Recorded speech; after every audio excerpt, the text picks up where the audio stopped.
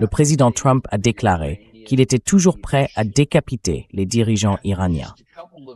Pourtant, il y a seulement quelques jours, alors qu'il était sur le point de lancer une opération d'envergure, il a écrit sur Truth Social, nous l'avons juste ici, que les paramètres de l'accord avaient été convenus, que cela rouvrirait immédiatement le détroit d'Ormuz et mettrait fin à la menace nucléaire iranienne, et tout le reste.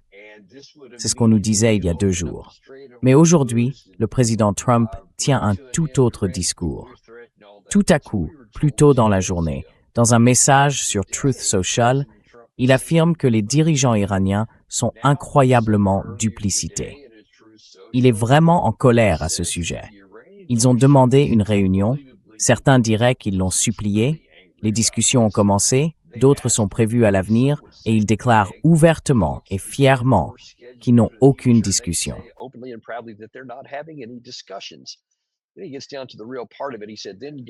Puis il en vient au vrai sujet.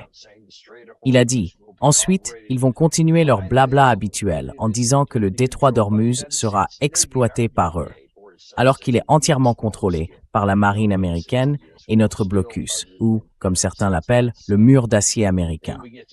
Personne, à part lui, ne parle du mur d'acier américain, donc ce n'est pas certain. Puis on arrive au passage essentiel. Rien ne passe vers l'Iran, à moins que nous le voulions, et rien ne passera tant qu'un accord ou une reddition totale n'aura pas été obtenu. Que l'Iran veuille l'admettre ou non, nous parlons en fait d'une solution à un problème qu'ils ont causé depuis des décennies. Une partie de ça est difficile à lire. Vous avez ici le président Trump, comme cela a si souvent été le cas. Il parle, le Trump raisonnable, le Trump sobre, dit ce qu'il a dit samedi, évite cette grande attaque, dit des choses qui ont du sens.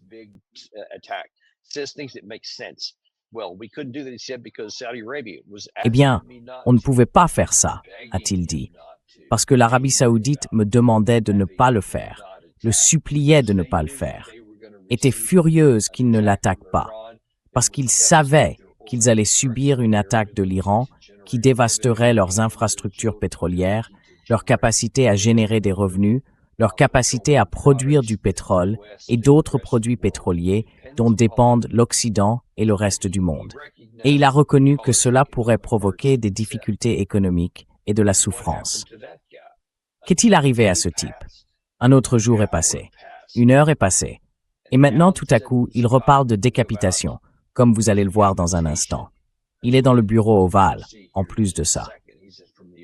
Mais cette idée selon laquelle l'Iran supplie pour obtenir un accord, c'est évidemment faux.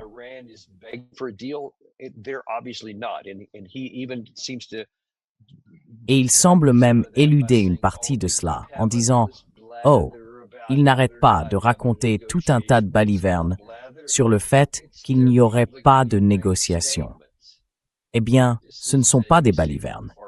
Ce sont leurs déclarations publiques. Vous le voyez dans cette publication en bas, de l'agence de presse Farce. Il y a 11 heures, le porte-parole du ministère des Affaires étrangères a dit qu'il n'y avait pas de négociation avec l'Amérique, qu'elle n'existait pas. Puis, il y a 5 heures, ils ont aussi dit que le Pakistan rejetait l'affirmation de Trump concernant des négociations. Ce que disent les Iraniens, c'est que des négociations ont lieu avec Oman, mais sur des questions liées au contrôle du détroit d'Ormuz, ce qui n'a rien à voir avec les États-Unis.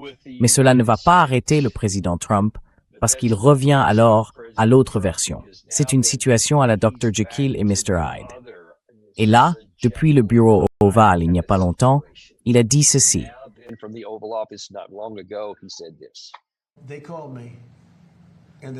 Ils m'ont appelé et ils m'ont dit « S'il vous plaît, n'attaquez pas.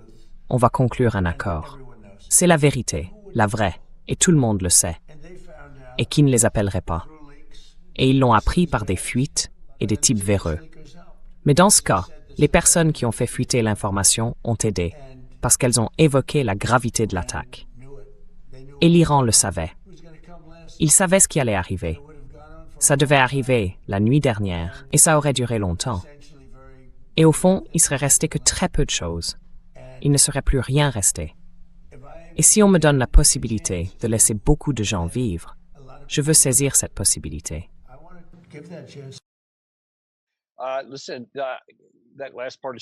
Écoutez, surtout cette dernière partie. On voit que le Trump qui était devant la caméra cette fois-ci, il a un complexe de Dieu. C'est moi qui déciderai qui vit et qui meurt. Si je peux permettre à quelqu'un de vivre, j'aimerais le faire, comme une sorte de figure héroïque. Écoutez, la seule raison pour laquelle quelqu'un mourrait, c'est parce que vous l'avez tué. Il n'y a aucune justification légale.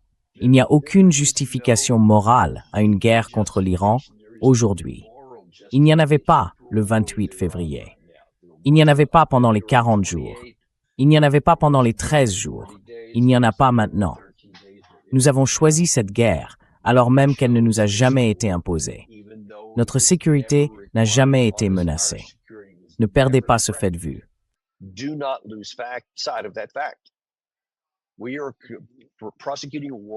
Nous menons une guerre qui, si les rôles étaient inversés, si n'importe qui sur la planète nous faisait ça, à nous ou à nos alliés, nous ne tolérerions jamais qu'on nous fasse ce que nous faisons. Et puis revenons un instant à ce message sur Truth Social. Le président Trump dit même ici qu'il voulait résoudre un problème qu'ils ont causé depuis des décennies. Qu'ils ont causé, dit-il. Ont-ils causé la guerre en 2025? En juin 2025, quand les États-Unis et Israël ont déclenché la guerre des 12 jours. L'Iran a-t-il déclenché une guerre en février de cette année? Qui a déclenché ces deux guerres? Vous parlez du problème que l'Iran aurait commencé et entretenu depuis 47 ans.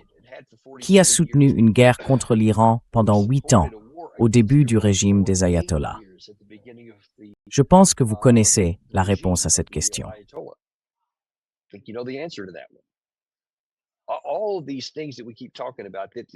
Toutes ces choses dont on ne cesse de parler, il a simplement cette... Enfin, on ne peut appeler ça qu'une vision déformée de la réalité. On ne peut pas déclencher une guerre contre quelqu'un qui ne vous menaçait pas, qui n'était pas sur le point de vous attaquer, qui n'avait pas de programme d'armes nucléaires, selon votre administration. Selon l'administration Trump, il n'avait pas de programme d'armes nucléaires. Il n'en avait pas avant l'opération Midnight Hammer. Il n'en avait pas après l'opération Midnight Hammer. Il n'en avait pas avant l'opération Epic Fury. Ce sont les responsables de l'administration qui le disent, des membres du cabinet, le vice-président. Alors, revenons-y. Qui est à l'origine des problèmes et qui en cause depuis 47 ans?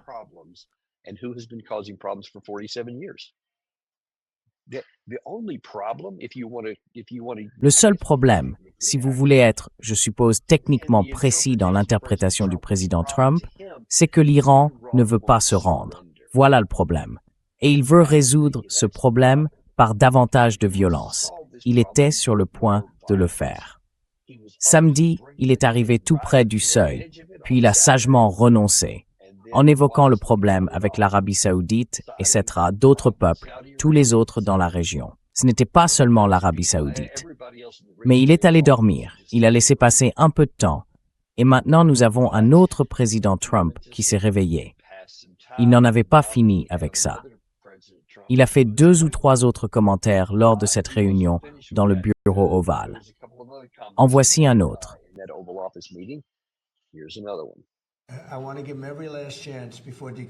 Je veux leur donner toutes les chances possibles avant la décapitation.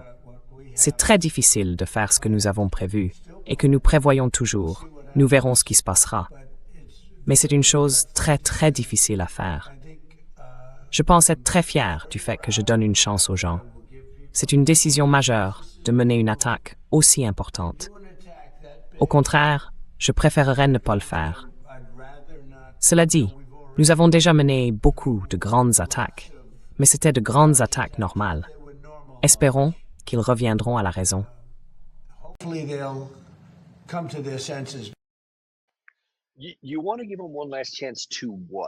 Vous voulez leur donner une dernière chance de faire quoi? Parce que là encore, il agit comme un parent face à un enfant turbulent. Je lui donne toutes les dernières chances possibles. Je ne sais pas combien de temps encore ma bienveillance et ma gentillesse pourront durer avant que je doive enfin agir. Je vais sortir ma ceinture. C'est ce qu'il faut comprendre. Ils laissent entendre qu'ils sont simplement là dans une position vulnérable et que tout ce qu'il a à faire, c'est lancer cette frappe, la plus importante depuis la Seconde Guerre mondiale. Il l'a dit, je crois, hier soir à bord d'Air Force One. D'ailleurs, laissez-moi retrouver ça. Gary, si vous pouvez lancer celui qui s'appelle Trump Latest, c'est à bord d'Air Force One, hier soir, où il expose en quelque sorte ce qu'il aurait pu faire.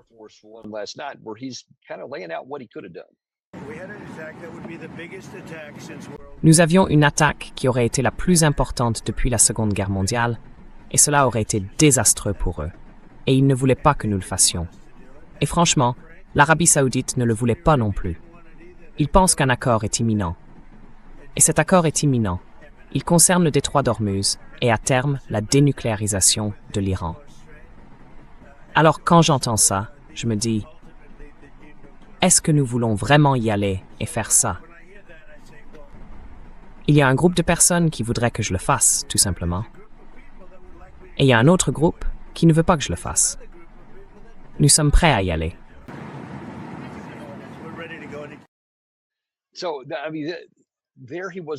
Donc je veux dire, il était encore là hier soir, à dire que ce serait la plus grande chose depuis la Seconde Guerre mondiale, qu'on allait mettre tout le monde KO.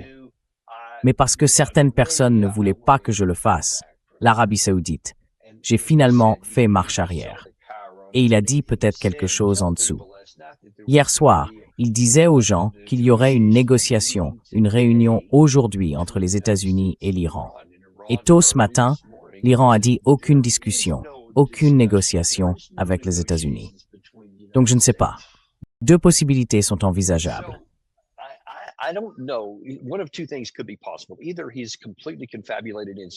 Soit il a complètement fabulé dans sa tête et invente littéralement des choses, soit il confond les choses dans son esprit. Parce qu'il y a bel et bien des négociations par l'intermédiaire de tiers.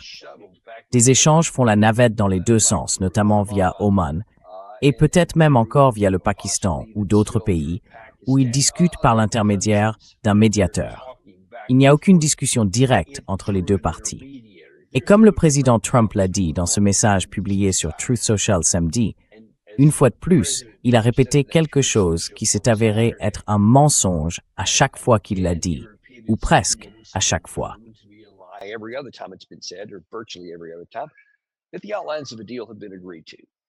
Si les grandes lignes de l'accord ont été acceptées, non, elles ne l'ont pas été. Elles ne l'ont pas été, à moins que vous ne parliez des États-Unis qui accepteraient tout ce que demande la partie iranienne. J'imagine que, si c'était le cas, alors peut-être que oui. Mais on voit bien, à la façon dont le président Trump s'exprime aujourd'hui, qu'il semble toujours penser que nous allons tout obtenir. Eux n'obtiendront rien. Et s'ils ne le font pas, alors nous reviendrons à cette frappe que nous n'avons pas menée dimanche, à laquelle nous avons renoncé samedi. C'est là où nous en sommes, semble-t-il. Et il a dit plus tôt aujourd'hui, « Je vais leur donner une dernière chance. »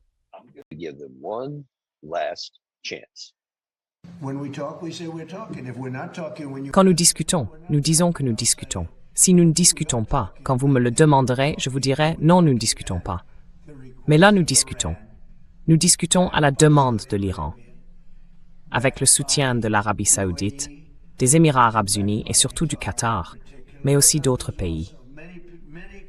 Beaucoup de pays ont appelé. Je suis ami avec beaucoup de leurs dirigeants, avec presque tous, d'une manière ou d'une autre, et ils voulaient tous donner une dernière chance à cela. C'est une dernière chance. C'est pas quelque chose où, si ça ne se fait pas, c'est une dernière chance pour eux de signer un bon document.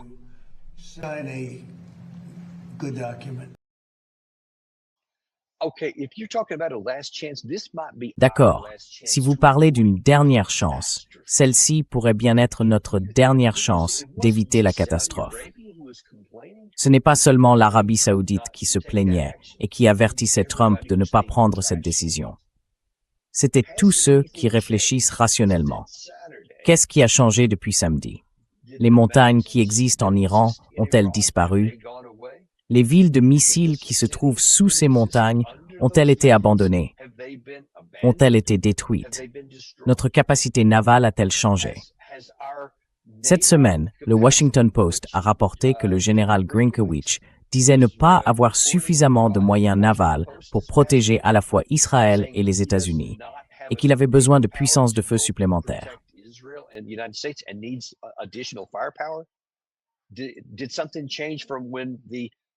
Est-ce que quelque chose a changé depuis que le président des chefs d'état-major interarmées et le vice-président ont déclaré la semaine dernière dans les médias occidentaux que nous n'avons pas assez de missiles offensifs et défensifs pour soutenir une autre attaque de grande ampleur?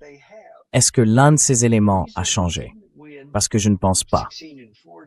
Et si nous n'avons pas gagné, si nous n'avons pas réussi, en 40 jours, en 2 mois de blocus naval, en 13 jours d'attaque aérienne, ça ne va pas changer comme par magie si vous recommencez, malgré tous ces autres éléments, à cause de ces complexes montagneux. C'est le levier dont dispose l'Iran et que nous ne pouvons pas neutraliser. Même avec des armes nucléaires, nous ne pouvons pas les éliminer.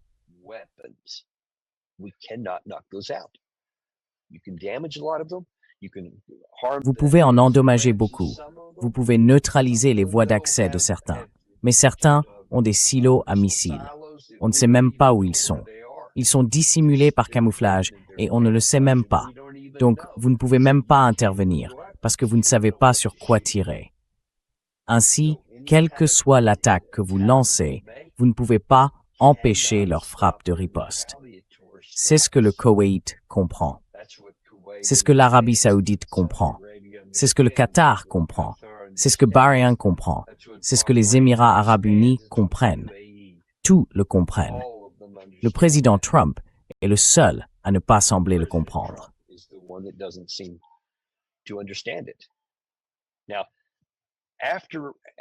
Maintenant après, et ils ont montré qu'après que le président Trump a mené la frappe qui était censée déclencher cette guerre mondiale, la plus grande depuis la Seconde Guerre mondiale, qui était soi-disant censée éclater.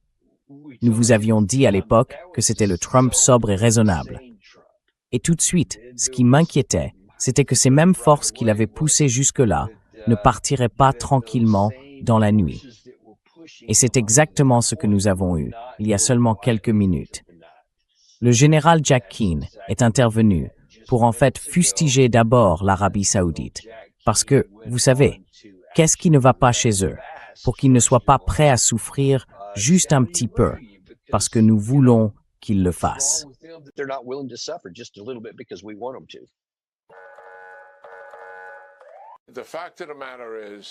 En réalité, les Saoudiens ne sont pas prêts à faire des sacrifices pour débarrasser le Moyen-Orient de l'agression iranienne.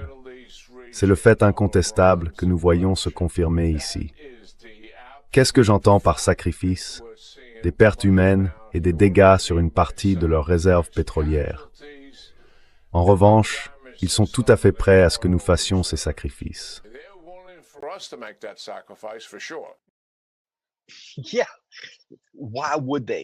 Oui. Pourquoi le ferait-il? Parce que, premièrement, ça ne marcherait pas s'ils devaient faire un sacrifice pour éliminer la menace qui était là. Mais ce n'est pas le cas. Vous allez leur demander de subir des pertes humaines et la destruction de leur matériel pour une guerre qu'ils ne peuvent pas gagner. Ils subiraient donc toutes ces pertes. Ils en paieraient le prix par la destruction de leur matériel et par conséquent de leurs revenus. Et le camp iranien garderait quand même le contrôle du détroit d'Ormuz.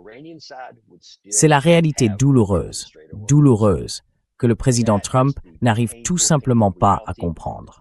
Et cela a été confirmé plus tôt aujourd'hui par Danny Citrinowicz, l'un des très bons analystes israéliens sur Internet. Il dit que la Maison-Blanche a un sérieux problème.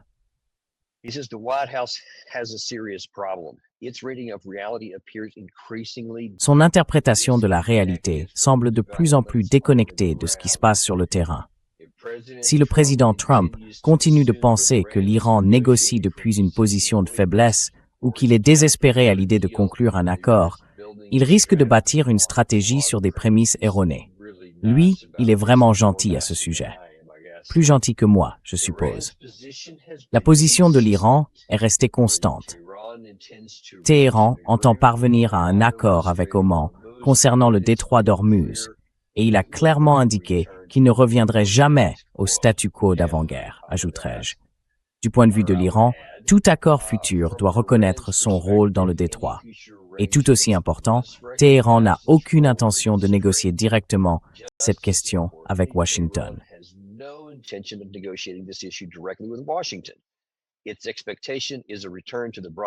Leur attente, c'est un retour au protocole d'accord plus large, avec la levée du blocus maritime et le dégel des avoirs iraniens. Et à cela, le professeur Marandi a dit, et d'autres l'ont dit aussi, qu'il faudrait ajouter la levée des sanctions. Ensuite, il commencerait à parler du projet de reconstruction de 300 milliards de dollars que nous financerions pour l'Iran. Et bien sûr, le professeur Marandi dit que s'ils reviennent à un nouvel accord, ils ajouteraient non seulement l'exigence qu'Israël respecte le premier paragraphe en se retirant du Liban, mais aussi qu'ils mettent fin à la guerre contre le Hamas dans la bande de Gaza.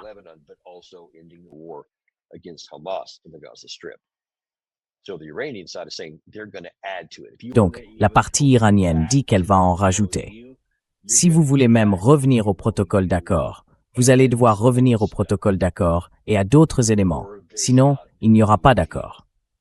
Le problème, c'est que l'Iran peut faire ça, parce qu'on ne peut pas lui retirer toutes ses capacités, ni tous les moyens par lesquels il contrôle le passage dans le détroit d'Ormuz. C'est tout simplement impossible. Nous n'avons pas les moyens de le faire. Nous n'avons pas d'armée terrestre, et même si nous en avions une, ça ne marcherait pas. Nous n'en avons pas une qui soit assez importante pour y parvenir. Leurs capacités défensives, nous ne pouvons pas les franchir. Nos missiles conventionnels, tout réunis, dans toutes les catégories dont nous disposons, ne suffisent pas à détruire ces villes de missiles.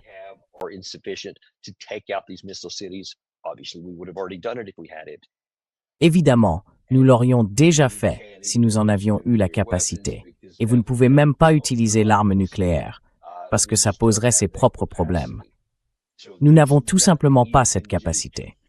Donc il n'y a rien que vous puissiez faire pour les forcer à le faire. Vous pouvez les frapper durement. Vous pouvez leur faire mal. Ça, vous pouvez certainement le faire. Ils le comprennent et ils absorberont tout ça parce qu'ils savent, à cause de toute cette liste de choses que j'ai mentionnées il y a une seconde, sur le fait que nous manquons de missiles, que nous ne pouvons pas les empêcher de passer par le détroit d'Ormuz.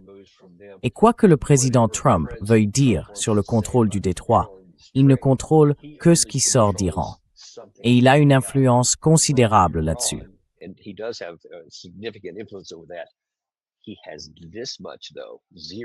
Il a au moins ceci, 0 succès sur ce point, et la capacité de contrôler ce que les Iraniens laissent passer malgré leur blocus.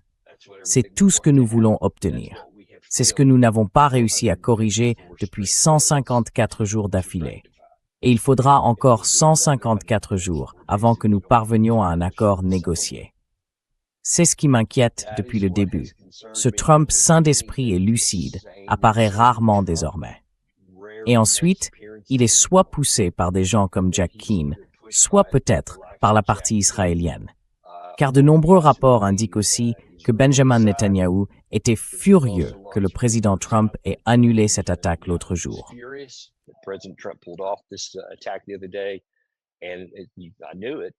Et je le savais.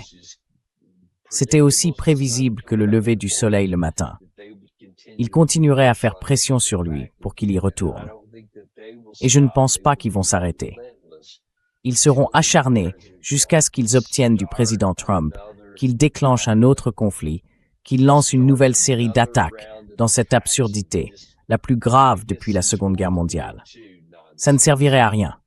Peu importe la quantité de munitions que vous envoyez sur une montagne de granit, vous ne la traverserez pas. Et il faudrait le faire sur une trentaine d'entre elles. Même si vous utilisiez des armes nucléaires, vous voyez ce que je veux dire. Il n'existe aucune voie militaire pour les contraindre à se conformer.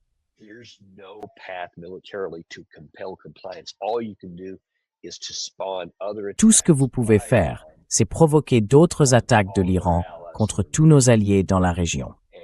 Et alors que l'Iran dispose en gros d'un bouclier protecteur, avec ses montagnes de granit qui protègent tout ce qui est important. Nous n'avons rien de tout ça. Donc, quand les missiles de riposte commencent à arriver, ils atteignent leur cible.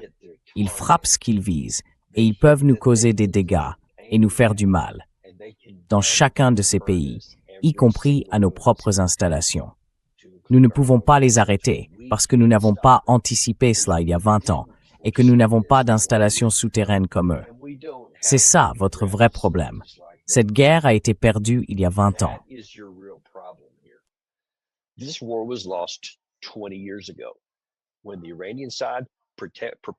Quand les Iraniens se sont préparés à cette guerre, avec leurs moyens et leur géographie naturelle, on ne peut pas les pénétrer. Et nous, on n'a jamais eu besoin de nous fortifier pour faire tout ça, parce qu'on est l'Amérique. On n'en a pas besoin. On n'a pas besoin d'aller sous terre. On n'a pas besoin de s'inquiéter de quelque chose qui viendrait du côté iranien. On est tout ça. On est l'Amérique. C'est notre camp. On peut faire tout ce qu'on veut. C'est comme ça que ça s'est passé depuis la fin de la guerre froide. Mais à cause de ce qu'on a fait depuis la fin de la guerre froide, c'est ce que les autres ont fini par comprendre.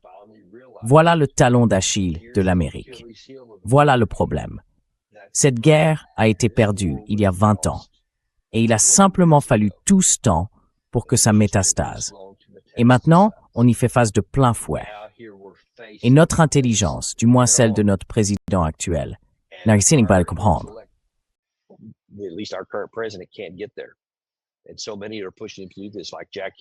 Et tant de gens poussent à faire ça, comme Jack Keane. Je peux accuser le président Trump et dire qu'il souffrait d'un déclin cognitif. Je ne sais pas sur quoi vous mettez ça.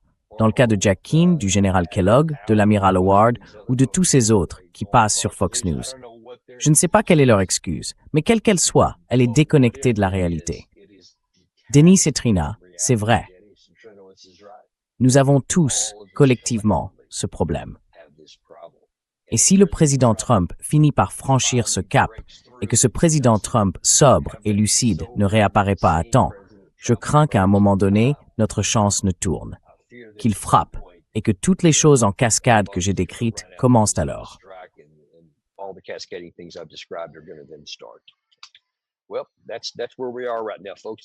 Voilà où nous en sommes en ce moment, les amis. C'est la réalité. Je veux simplement m'assurer que vous en êtes informés et que vous êtes à jour sur tout ce qui se passe. Si quoi que ce soit change, vous pouvez compter sur le Daniel Davis Deep Dive. Même si pour l'instant, je suis bloqué à Chattanooga, dans le Tennessee, j'aurais déjà dû être dans l'avion de retour vers Washington, D.C. Mais bon, quand l'actualité tombe, il faut être là où l'on est. Et c'est ce que nous continuerons à faire pour vous. J'espère que la prochaine fois que je vous verrai, je serai de retour dans mon studio à Washington, D.C. D'ici là, à la prochaine. Vous savez, nous n'avons pas de sponsor, parce qu'on déteste vous matraquer de publicité. Je ne les aime pas. Alors montre un peu d'amour en retour. Abonnez-vous, aimez cette vidéo et envoyez-la à quelqu'un qui compte pour vous.